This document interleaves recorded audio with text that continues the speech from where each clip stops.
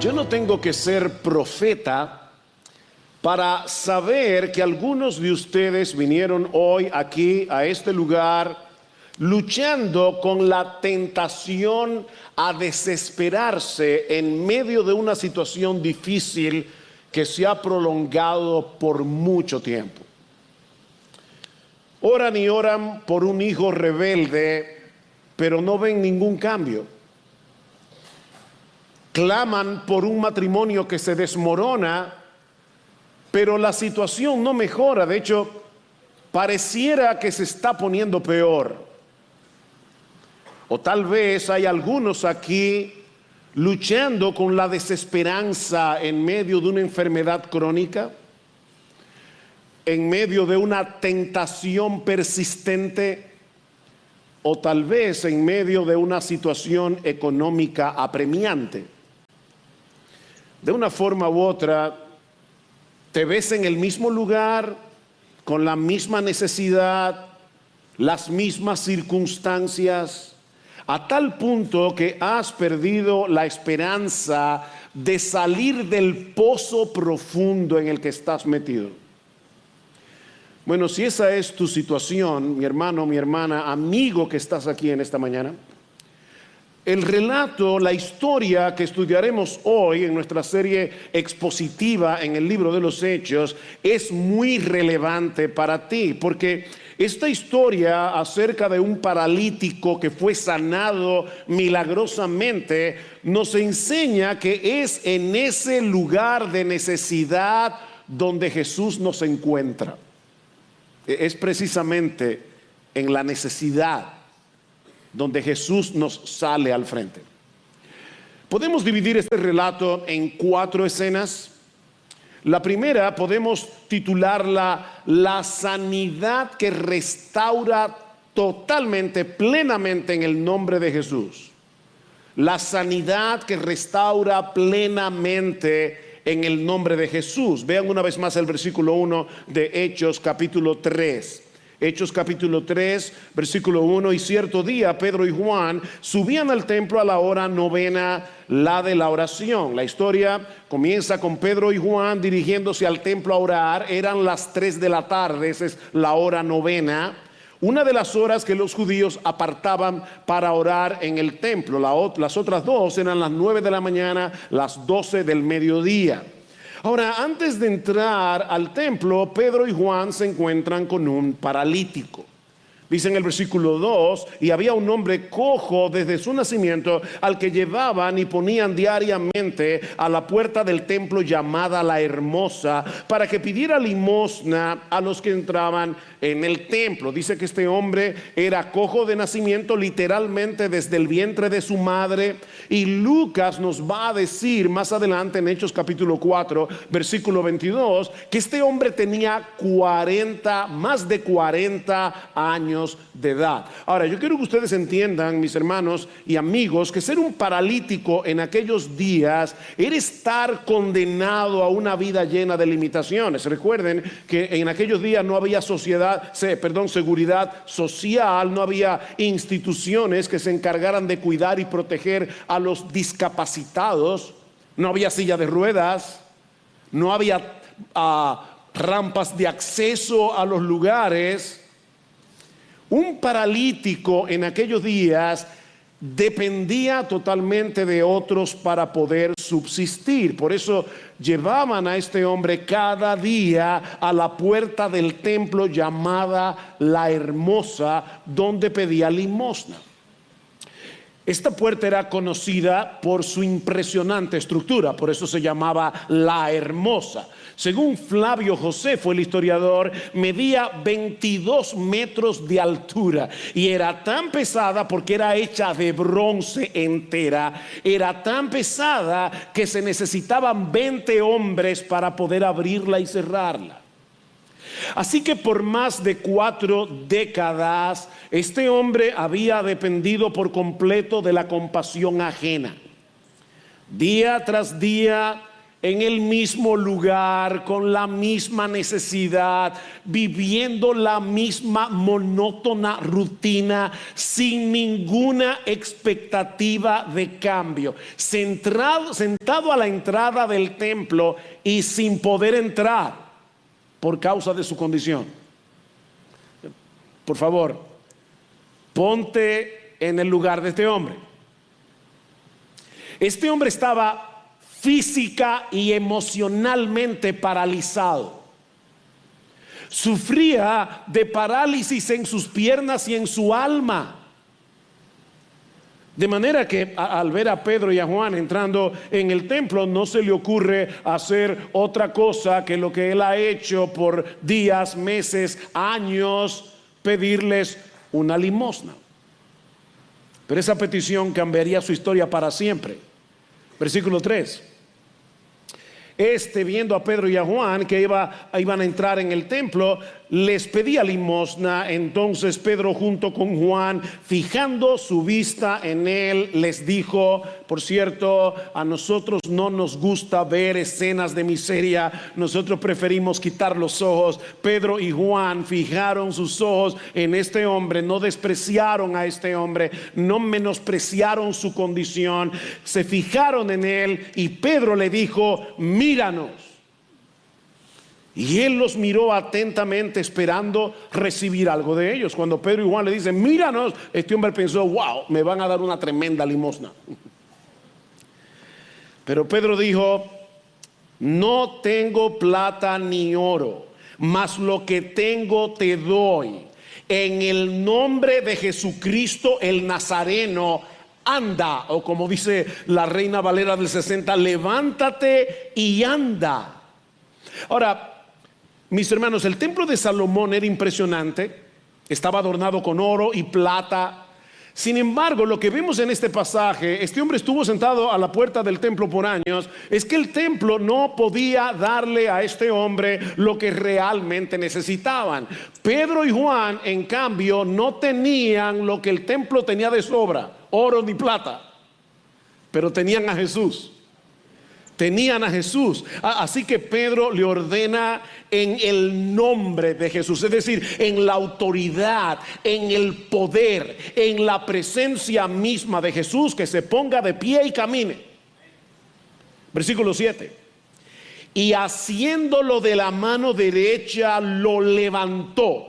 Y hermanos, escuchen esto: al instante, inmediatamente, sus pies y tobillos cobraron fuerza, y de un salto se puso en pie y andaba. Entró al templo con ellos, caminando, saltando y alabando a Dios. Como bien ha dicho alguien, la mano era de Pedro, el poder era de Jesús.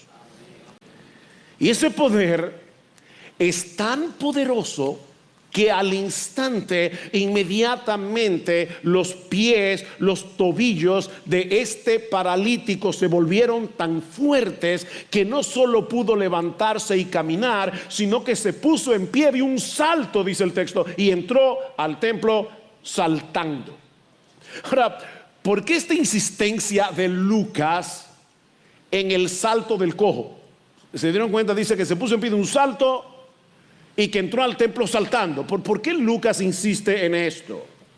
Bueno, es probable que Lucas quiera mostrarnos, hacer evidente la magnitud del milagro. No se olviden, hermanos, que Lucas era médico. Lucas era médico. Él sabía que era absolutamente imposible que un cojo de nacimiento de más de 40 años pudiera caminar, y mucho menos ponerse a saltar.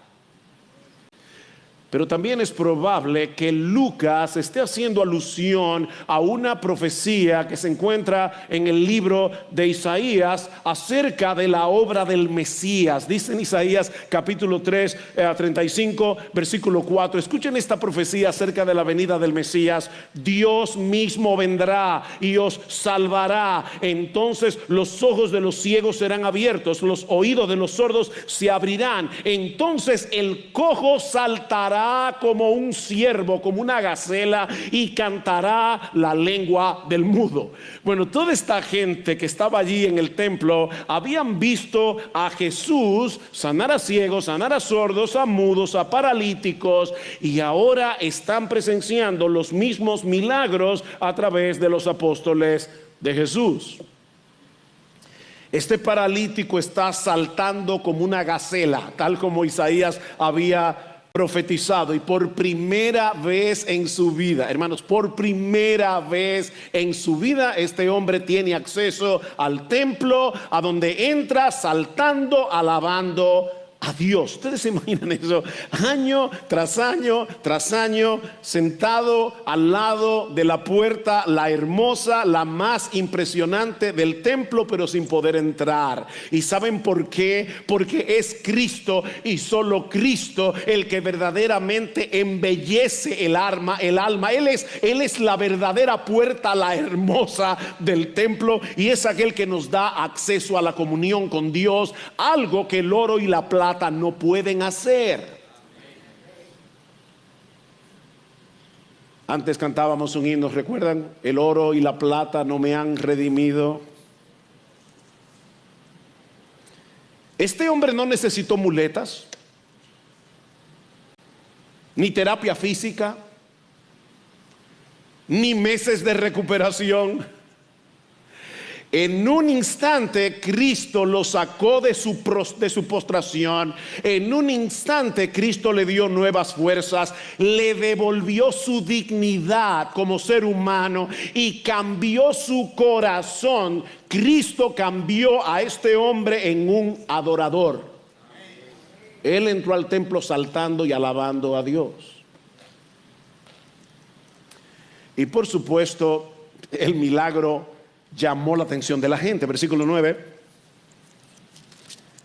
Todo el pueblo lo vio andar y alabar a Dios, y reconocieron que era el mismo que se sentaba a la puerta del templo, la hermosa, a pedir limosna, y se llenaron de asombro y admiración por lo que había sucedido. Ellos sabían que este hombre no fingía ser cojo. Yo sé que ustedes saben que hay personas en nuestro país que tienen la habilidad de amarrarse la pierna y meterla dentro del pantalón y pedir limosna en la calle. Son cojos falsos.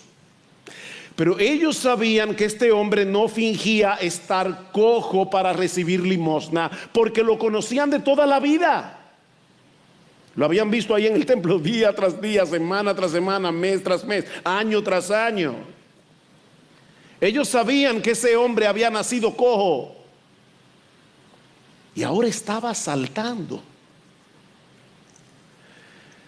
Jesús no solo lo sanó, sino que lo restauró por completo en su cuerpo y en su alma.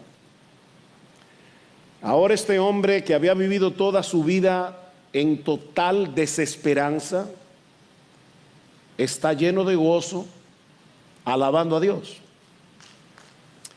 Y Pedro obviamente aprovecha la oportunidad para mostrarle a la multitud cómo este milagro apunta hacia el evangelio. Lo que nos lleva a la segunda escena de este relato, la proclamación del evangelio del glorioso nombre de Jesús.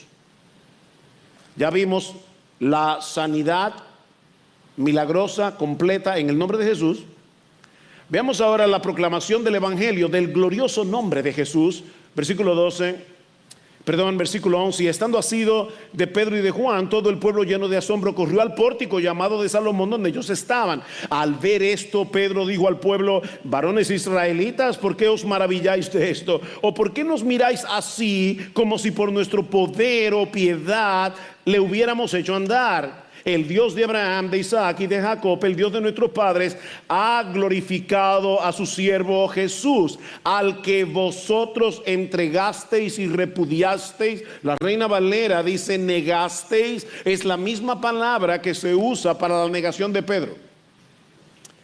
Por favor, piensen en esto. El apóstol Pedro, que había negado a Jesús 40 días atrás, y Cristo lo perdona porque se arrepintió de su pecado y le había dicho: Pedro, apacienta mis ovejas. Tú me amas, apacienta mis ovejas. Ahora está aquí con toda autoridad, con toda valentía, diciéndole al pueblo: ustedes negaron al Señor. ¿Y saben por qué esto es importante, hermanos? Porque muchas veces nosotros estamos aquí sentados en la iglesia y recordamos pecados pasados, y esos pecados tienden a paralizarnos. Mira, mi hermano, mi hermana, yo no sé el pecado que tú cometiste en el pasado, pero déjame decirte algo. Si tú le pediste perdón al Señor, la Biblia dice que Dios es fiel y justo para perdonar nuestros pecados y limpiarnos de toda maldad. No sigas postrado bajo el peso de la culpa. Y predique el evangelio. Eso es lo que Pedro está haciendo aquí. Pedro dijo, ustedes negaron. Claro, yo también lo negué, pero mire, lo que pasa es, no. Él sabía que ya Cristo lo había perdonado. No tenía que pedir excusas. Predica el evangelio en la libertad que solo Cristo da. El Dios de Abraham, de Isaac y de Jacob, el Dios de nuestros padres, ha glorificado a su siervo Jesús, al que vosotros entregasteis y repudiasteis o negasteis en presencia de Pilato, cuando éste había resuelto ponerle en libertad. Mas vosotros repudiasteis, otra vez negasteis al santo y al justo, y pedisteis que se os concediera un asesino. Y disteis muerte al autor de la vida, al que Dios resucitó de entre los muertos, de lo cual todos nosotros somos testigos. Lo primero que hace Pedro aquí es desviar la atención de la gente para que no pongan los ojos en ellos sino en Jesús. ¿Se dieron cuenta? Varones israelitas, ¿por qué nos miráis a nosotros? Ahora, no olviden que son estos mismos hombres que antes del arresto de Jesús estaban discutiendo entre ellos sobre cuál sería el mayor en el reino de los cielos. Y aquí ahora están buscando la gloria de Jesús, no la suya propia. Por fin habían entendido que el que se humilla será enaltecido. No es por nuestra piedad, no es por nuestro poder que este hombre ha sido sanado. Hermanos, cuando alguien viene y predica la palabra, y Dios en su misericordia y su bondad quiere bendecir ese sermón y salvar a muchos, edificar a muchos, no olviden eso, mis hermanos. No es por la piedad o el poder del hombre que está parado aquí, es el poder de Jesús obrando a través de su palabra. No pongan los ojos en hombres, pongan los ojos en Jesús. Él es el único que merece gloria. Él es el único que merece ser enaltecido. Toda la gloria, dice Pedro, le pertenece únicamente a Jesús. Y luego Pedro apela al pacto que Dios hizo con Abraham, Isaac y Jacob. ¿Se dieron cuenta? Versículo 13, para conectar a Jesús con la historia de la redención. Dios ha cumplido en Jesús lo que desde el principio prometió a nuestros padres: enviar a un redentor al que ustedes asesinaron. ¡Qué valor! El mensaje de Pedro fue muy directo. Ustedes entregaron al Mesías, ustedes lo negaron en presencia de Pilato, ustedes pidieron que le dieran a cambio a un homicida, ustedes mataron al autor de la vida. Qué paradoja, ¿verdad? ¿Cómo se puede matar al autor de la vida? ¿Cómo puede morir el autor de la vida? Bueno, ese es el misterio del evangelio. El único que da vida, en su naturaleza humana se sometió a la muerte, y no porque alguien pudiera arrebatársela, sino porque él mismo la entregó voluntariamente. Juan 10:18, nadie me quita la vida, yo mismo la pongo y después la vuelvo a tomar. El dador del aliento de vida expiró en una cruz.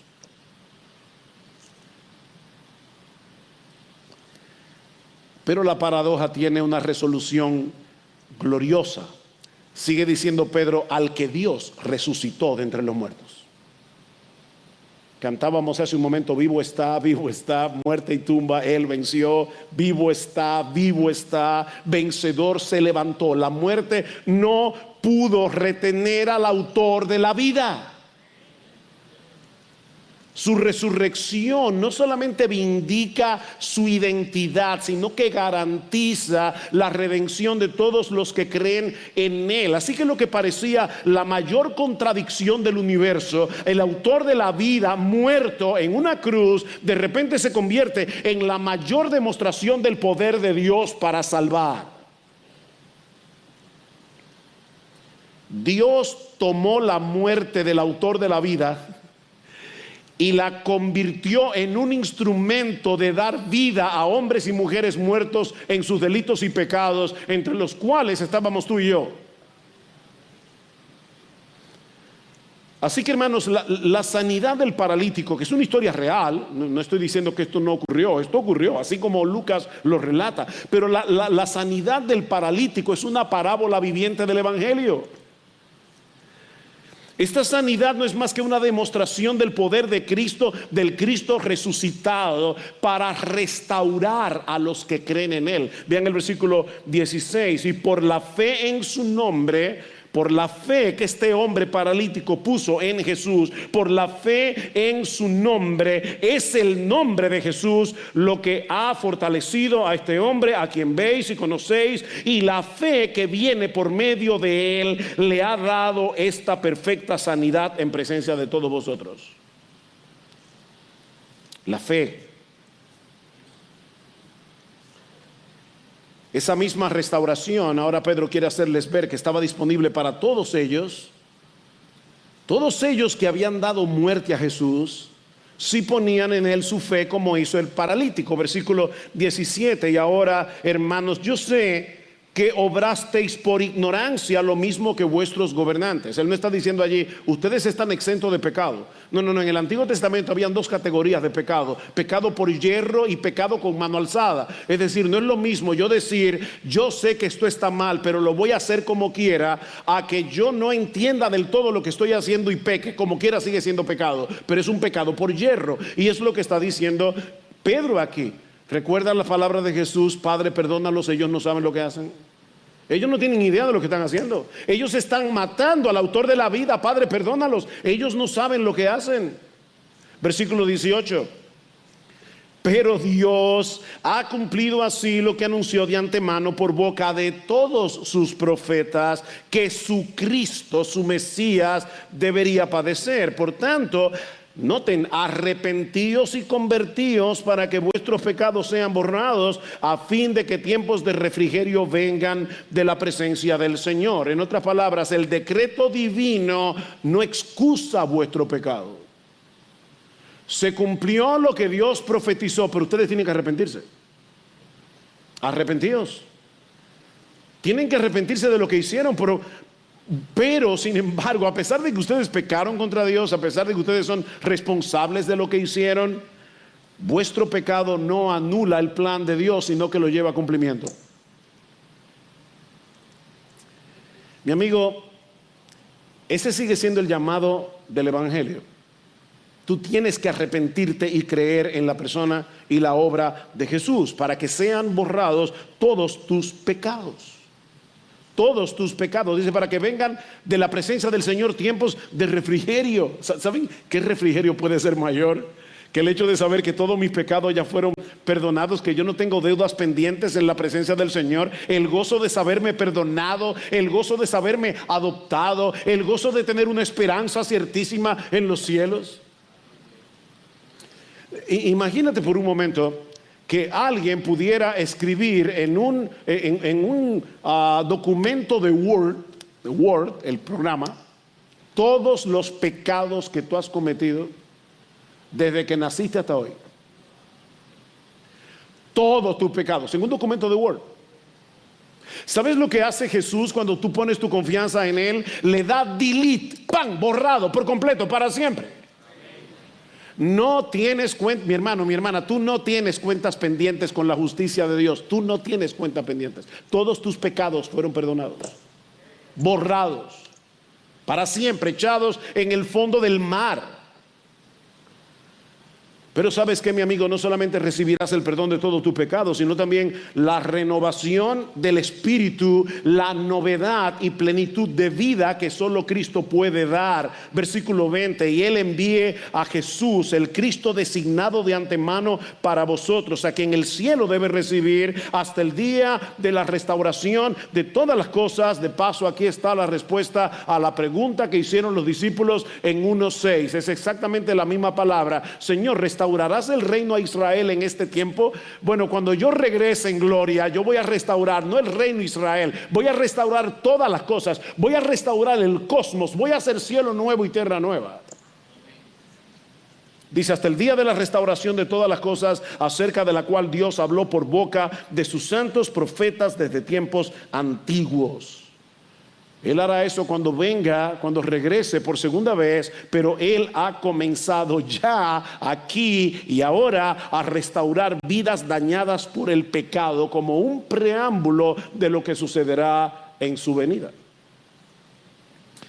De la manera que la muerte de Jesús no fue un accidente, fue el cumplimiento del plan soberano de Dios. Los profetas ya habían anunciado que el Mesías debía sufrir. Eso no fue un accidente, eso no fue un plan B. Y que su venida traería consigo la restauración final. Y para probar su punto, Pedro, que recuerden, ya había sido instruido por Cristo durante 40 días para entender mejor las Escrituras y cómo toda la Biblia converge en Jesús. Dice ahora en el versículo 22, Moisés dijo, el Señor Dios os levantará un profeta como yo entre vuestros hermanos, a él prestaréis atención en todo cuanto os diga, y sucederá que todo el pueblo, todo aquel que no preste atención a aquel profeta, será totalmente destruido dentro del pueblo. Y asimismo todos los profetas que han hablado desde Samuel y sus sucesores en adelante también anunciaron estos días. ¿Cuáles días? Los días gloriosos del Mesías, los días de la era del Espíritu Santo que comenzó en Pentecostés. Ellos, todos los profetas, anunciaron estos días. Versículo 24, 25, vosotros sois los hijos de los profetas y del pacto que Dios hizo con vuestros padres al decir a Abraham, y en tus simientes serán benditas todas las familias de la tierra.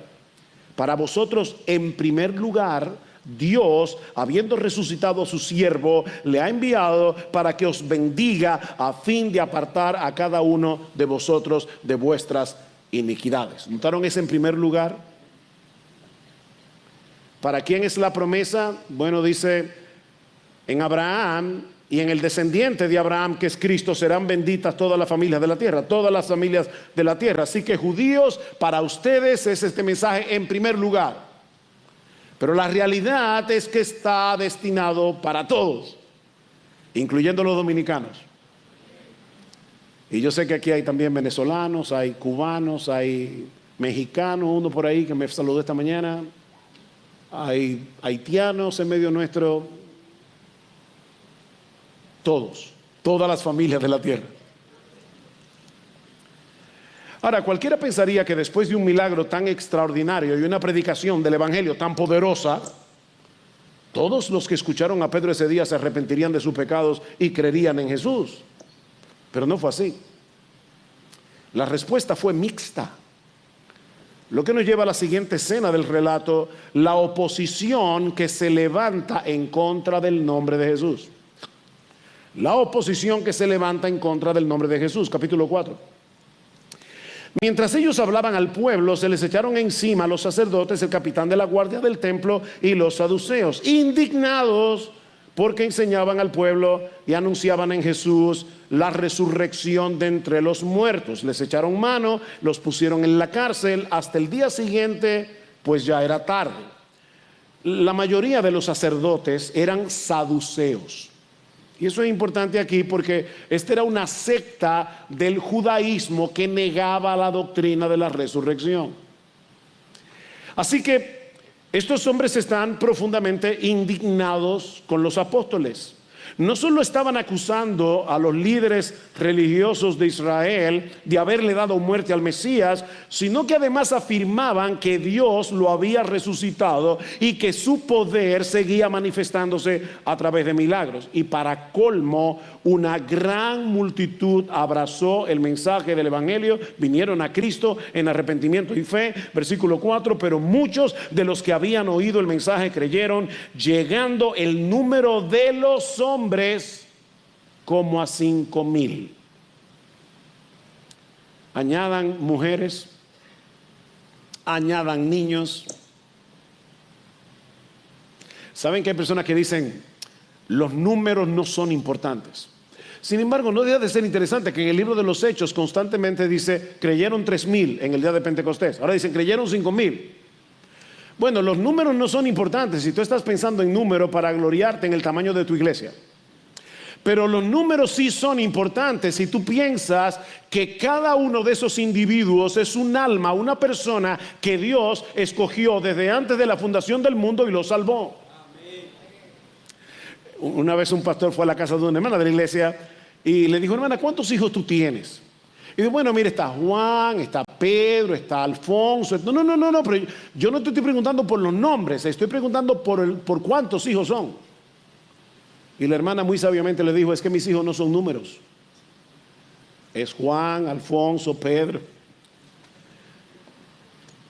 ¿Sabes qué, mi hermano, mi hermana? Dios conoce tu nombre. Dios te conoce por nombre. Dios conoce a cada miembro de IBCJ que es verdaderamente creyente. Y alguien dirá, ¿y que ustedes reciben impíos aquí? Bueno, no sabiéndolo. No sabiéndolo, obviamente. Cuando Cristo iba camino a la cruz del Calvario, en un hombre llevaba la cruz, en la otra mano llevaba el libro de la vida donde tu nombre estaba escrito allí, con nombre y apellido. Así que desde esa perspectiva, los números sí son importantes. 5,000 almas, hombres, mujeres y niños, más todavía, pasaron de muerte a vida, entraron al reino de los cielos. Así que lo que los líderes religiosos querían silenciar estaba ganando más fuerza que nunca. Así que ellos decidieron llevarlos a Pedro y a Juan a la corte religiosa de Israel para ser juzgados. Ahora tomen en cuenta que esta es la misma corte en la que unas semanas antes Jesús fue juzgado, la misma corte y en la que se le condenó a muerte. Versículo 5. Y sucedió que al día siguiente se reunieron en Jerusalén sus gobernantes, ancianos, escribas. Estaban allí el sumo sacerdote Anás, Caifás, Juan y Alejandro y todos los que eran del linaje de los sumos sacerdotes. Y habiéndolos puesto en medio de ellos, les interrogaban. ¡Ay, qué hipocresía! ¿Con qué poder o en qué nombre habéis hecho esto? Como si no lo supieran. La razón por la que ellos habían sido llevados a la corte es porque estaban proclamando el nombre de Jesús. Que por cierto, en esta historia 8 veces se menciona la frase el nombre de Jesús. Es evidente que el nombre de Jesús es importante en este relato. Es en el nombre de Jesús. Pero en vez de usar la oportunidad para defenderse a sí mismo, para salir del problema, ¿qué hace Pedro? Bueno, Pedro hace lo que tú y yo debemos hacer en esas circunstancias, aprovechar la pregunta para volver a predicar el evangelio del glorioso nombre de Jesús. Versículo 8. Entonces Pedro, lleno del Espíritu Santo, me encanta esto, lleno del Espíritu Santo, dijo: gobernantes y ancianos del pueblo, si se nos está interrogando hoy por causa del beneficio hecho a un hombre enfermo, de qué manera éste ha sido sanado, sabed todos vosotros y todo el pueblo de Israel que en el nombre de Jesucristo el Nazareno. Wow. Mira, en aquellos días Nazaret era una ciudad despreciada, recuerden, y de Nazaret puede salir algo bueno. Y 2 veces dice en este texto que Jesús vivió en Nazaret. Es como si Dios estuviera diciendo: es que yo venzo a través de la debilidad. El Salvador es alguien que nació en una aldeíta de Belén, pequeñita, vivió en un pueblo de gente despreciable, Nazaret, y murió condenado en una cruz. Y ese es el Salvador. Porque Dios salva perdiendo. Dios da vida muriendo. Jesús el Nazareno, a quien vosotros crucificasteis y a quien Dios resucitó de entre los muertos, por él este hombre se halla aquí sano delante de vosotros. Este Jesús es la piedra desechada por vosotros los constructores, pero que ha venido a ser la piedra angular. Otra vez, Pedro está citando aquí el Salmo 118. ¿Y qué nos enseña el Salmo 118? Escuchen esta cita de John Piper, porque resume perfectamente la cita de Pedro aquí. Si comparas el reino de Dios con un edificio, entonces los constructores son los líderes religiosos.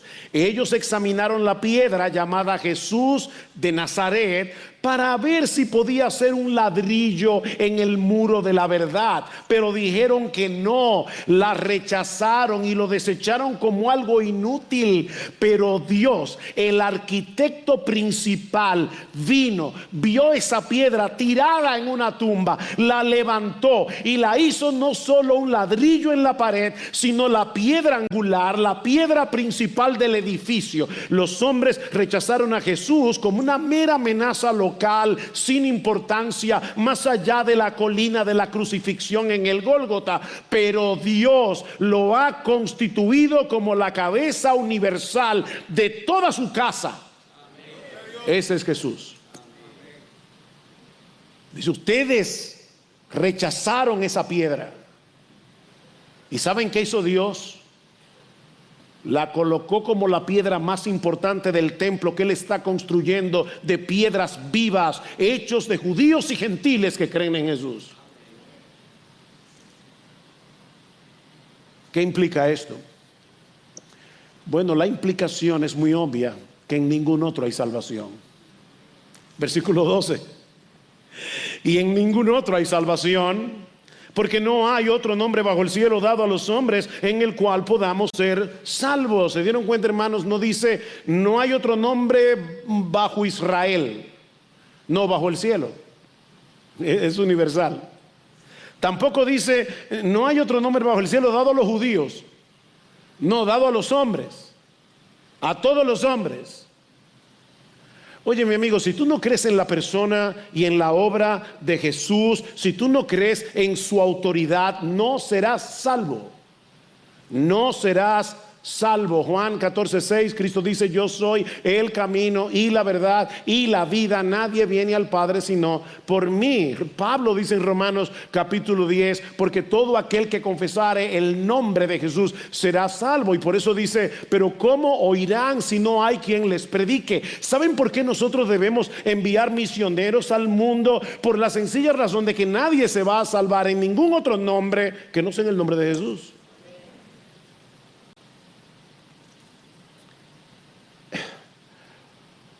La Iglesia Católica Romana siempre le busca la vuelta a las cosas. Y una de las cosas que cree la Iglesia Católica Romana es que si tú eres un budista sincero, si tú eres un maometano sincero, tú te vas a salvar y vas a ir al cielo. Pero no por Mahoma, sino encubiertamente por el nombre de Jesús. O sea, es como Jesús es el Salvador, y aunque tú creas en Mahoma, si tú eres un sincero maometano, tú no lo sabes, pero vas a ser salvo en Jesús. No, es que Pedro no está diciendo eso. Pedro está diciendo que no hay otro nombre que no sea el nombre de Jesús, no de Mahoma, el nombre de Jesús. Nadie puede ser salvo que no sea en el nombre de Jesús. En esta cultura pluralista en la que vivimos, algunos nos acusan de ser arrogantes por el hecho de decir que todas las otras religiones están equivocadas y que solo hay salvación en Jesús. Pero mi amigo, eso no es arrogancia, eso es una muestra de amor, es una muestra de compasión, porque decirle a alguien que se va a tomar un veneno creyendo que es jugo de naranja, que no hay problema, que se puede seguir tomando su jugo porque no queremos incomodarlo o porque queremos ser respetuosos con los demás, si él cree que es jugo de naranja, Eso sería la muestra más grande de aborrecimiento que tú puedes tener para ese hombre. Decimos que no hay salvación. Déjame decirlo tranquilito y suave. Decimos que no hay salvación fuera de Jesús porque no hay salvación fuera de Jesús. No hay salvación.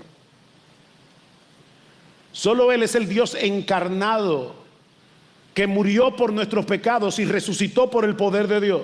Solo Él pagó la deuda de millones de pecadores muriendo por ellos en una cruz.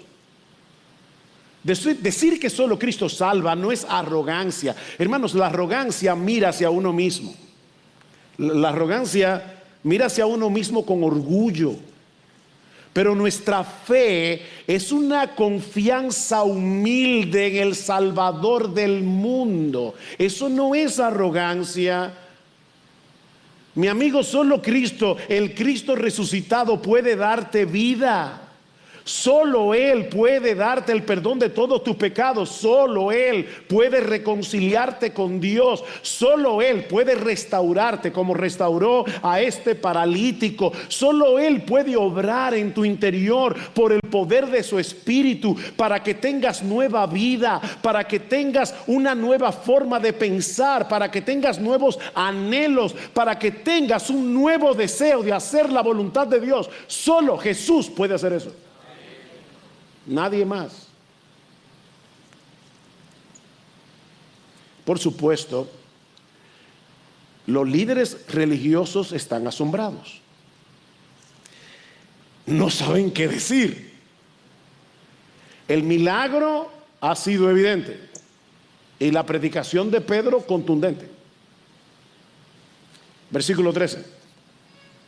Al ver la confianza de Pedro y de Juan, y dándose cuenta de que eran hombres sin letras y sin preparación, se maravillaban y reconocían que ellos habían estado con Jesús. Y viendo junto a ellos de pie al hombre que había sido sanado. Porque a todo esto, Pedro tiene al cojo aquí.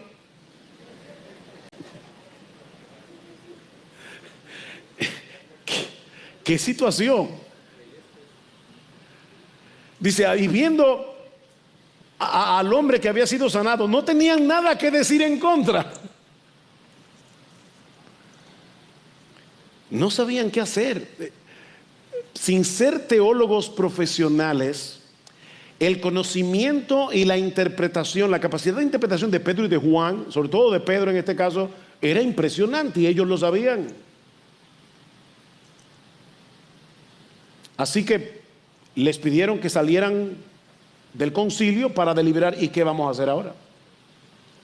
Y ahora escuchen la hipocresía. Versículo 16. Y dijeron, ¿qué haremos con estos hombres? Porque el hecho de que un milagro notable ha sido realizado por medio de ellos es evidente a todos los que viven en Jerusalén y no podemos negarlo. Mas, a fin de que no se divulgue más entre el pueblo, amenacémosles para que no hablen más a hombre alguno en este nombre. Esto es el colmo de los colmos. No podemos negar lo que es evidente. ¿Qué hacemos? Bueno, lo que debían hacer era arrepentirse y creer en Jesús. Pero mira, mi amigo, déjame decirte algo. Cuando un pecador se empecina en que no va a creer, no importa los argumentos que tú le des.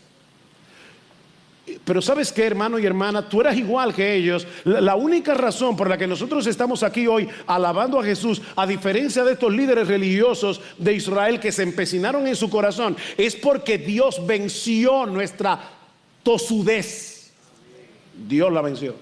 Nuestra terquedad. Dios cambió nuestro corazón de piedra en un corazón de carne. Así que, por si acaso, no te sientas mejores que ellos.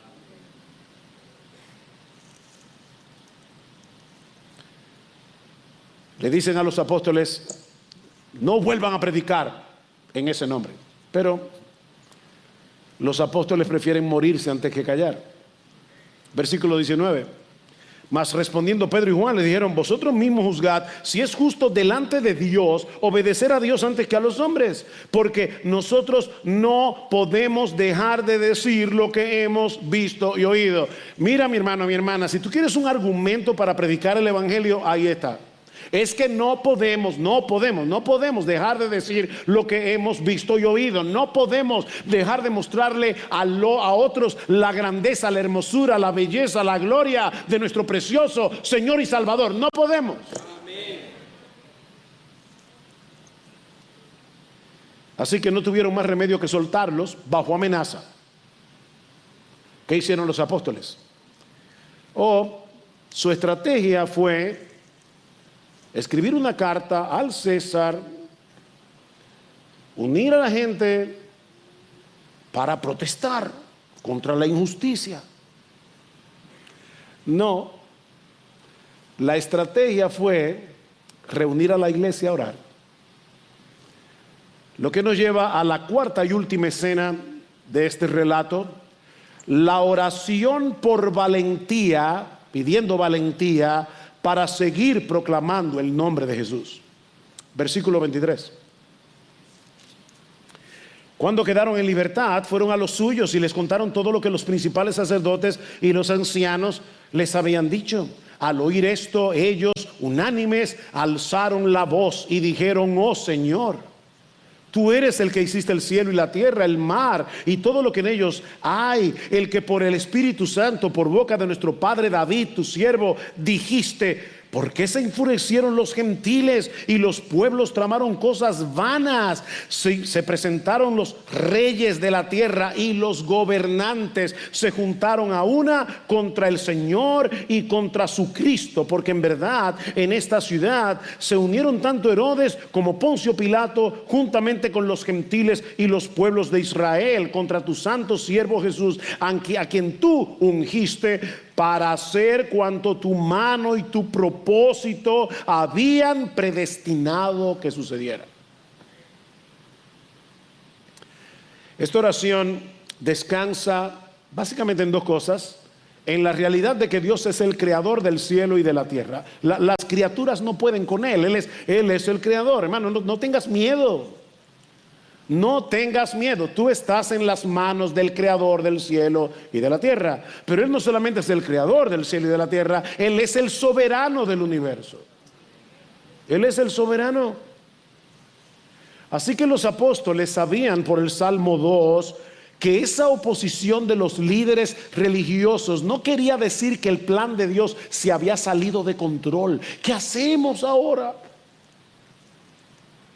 No, ellos sabían que eso era parte del plan. Ellos sabían que Dios lo había profetizado y ellos querían ser parte del plan, aunque eso le costara la vida. Ellos querían estar en el plan de Dios.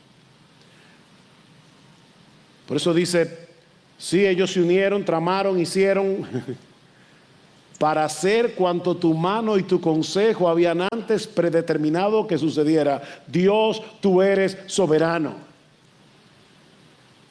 Ellos no van a poder impedir que el evangelio siga avanzando. Aunque nos maten, el evangelio seguirá avanzando. Así que en vez de pedirle a Dios que los libre de persecución, ¿saben lo que le pidieron? Valentía para seguir predicando. Versículo 29. Y ahora, Señor, considera sus amenazas y permite que tus siervos hablen tu palabra con toda confianza. La palabra parresía allí significa con toda valentía, con toda franqueza, a pesar de la hostilidad, mientras extiendes tu mano para que se hagan curaciones, señales y prodigios mediante el nombre, otra vez, de tu santo siervo Jesús. Miren, mis hermanos, es imposible callar a un grupo de creyentes llenos del Espíritu Santo. Eso no es posible. El gozo y la gratitud que tienen en Cristo los creyentes llenos del Espíritu es tan desbordante. La obra del Espíritu en ellos es tan poderosa que ninguna amenaza puede impedir que den de gracia lo que han recibido de gracia. Y por supuesto Dios respondió la oración. Versículo 31. Después que oraron, el lugar donde estaban reunidos tembló. Los que han leído el Antiguo Testamento saben que muchas veces las teofanías, es decir, la presencia de Dios se manifestaba a través de un temblor de tierra, como sucedió en el Sinaí. El lugar donde estaban reunidos tembló, y todos fueron llenos del Espíritu Santo y hablaban la palabra de Dios con valor. Esa manifestación de la presencia de Dios no significa que debamos esperar hoy la misma señal cada vez que oramos por valentía. Mis hermanos, Dios es soberano en cómo y cuándo manifiesta su presencia de manera tangible. No es eso lo que tenemos que esperar, pero lo que sí debemos esperar, y de paso lo que sí debemos anhelar fervientemente, es esa misma obra del Espíritu en nosotros, produciendo una valentía inquebrantable y una urgencia incesante para proclamar el evangelio de la gloria de Jesucristo. La llenura del Espíritu no es principalmente una experiencia sensorial. Es una transformación del corazón que nos libra del temor a los hombres y que nos consume con el celo por la gloria de Dios. No esperes un temblor este próximo miércoles en este edificio cuando nos reunamos a orar. Pero quiera Dios darle un temblor a tu alma.